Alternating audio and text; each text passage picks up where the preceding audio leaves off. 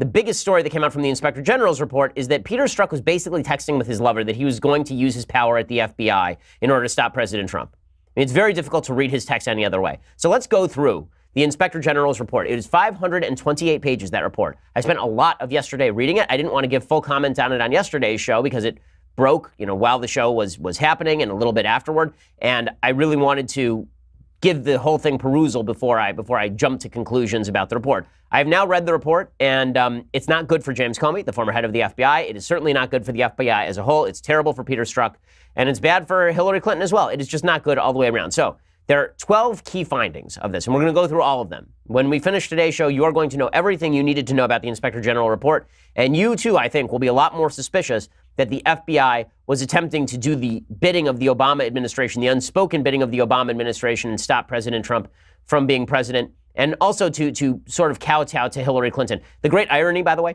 is that the FBI that wanted Hillary Clinton to be president, these key players in the FBI that wanted Hillary Clinton to be president, in their attempt to make sure that Hillary Clinton was a quote-unquote legitimate president, they probably prevented her from becoming president.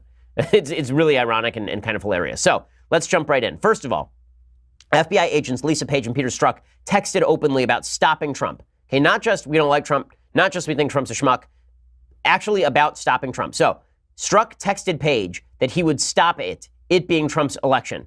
So the actual texts are pretty incredible. The actual texts suggest, let me read it to you. Page texts to Strzok, quote, "Trump's not ever going to become president, right? Right?" This is August 2016. And Strzok writes back, no, he won't. We'll stop it. Who is we? Who is we?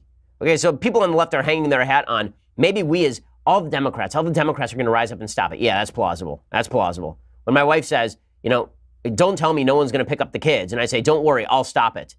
I don't mean like I collectively. I don't mean like the nanny. I mean like I will take care of it, right? We'll stop it sounds like we in our official capacity. And by the way, this is what the Inspector General report found, right? The IG report found that the text, quote, potentially indicated or created the appearance that investigative decisions were impacted by bias or improper considerations. The report added, quote, it is not only indicative of a biased state of mind, but even more seriously implies a willingness to take official action to impact the presidential candidate's electoral prospects. This is antithetical to the core values of the FBI and the Department of Justice. Now, you remember yesterday when we talked about this IG report, the main headline coming out from the mainstream media, which we talked about, was that there was no political bias in the FBI targeting President Trump or directed at exonerating Hillary Clinton.